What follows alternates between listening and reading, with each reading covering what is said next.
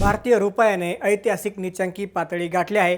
विदेशी गुंतवणूकदारांनी आपली गुंतवणूक काढून घेतल्यानं रुपयावर दबाव आला। नक्की कितीवर आला रुपया ते सांगतो, पण त्याआधी थोडक्यातला नक्की फॉलो करा, कारण अशा प्रकारच्या अपडेट्स आम्ही तुम्हाला नेहमीच देत असतो।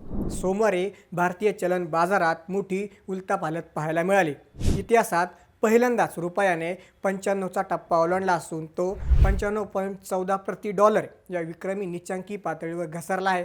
विशेष म्हणजे सकाळी रिझर्व्ह बँकेच्या हस्तक्षेपामुळे रुपया 93.60 वर उघडला होता, पण आयातदारांची वाढती मागणी आणि कॉर्पोरेट क्षेत्रातील व्यवहारांमुळे ही सर्व सुधारणा काही तासांतच संपुष्टात आली। FPI भारतीय बाजारातून सातत्याने आपला पैसा काढून घेत आहे, ज्यामुळे डॉलरची मागणी प्रचंड वाढली आहे। भारताला तेल आयातीसाठी आता जास्त डॉलर्स मोजावे लागत आहेत, ज्यामुळे व्यापार तूट वाढते। जागतिक अनिश्चिततेमुळे गुंतवणूकदार सुरक्षित पर्याय म्हणून अमेरिकन डॉलरकडे वळत आहेत। भारताची आयात निर्यातीपेक्षा जास्त असल्याने रुपयावर दबाव कायम आहे। रुपयाची ही घसरण सामान्यांच्या खिशाला महागाईच्या झळा देऊ शकते। तुम्हाला काय वाटतं, रुपया पुन्हा सावरू शकेल का? कमेंट्समध्ये आम्हाला नक्की सांगा। तशाच घडामोडींसाठी थोडक्यातला नक्की फॉलो करा। बातमी म्हणजे थोडक्यात।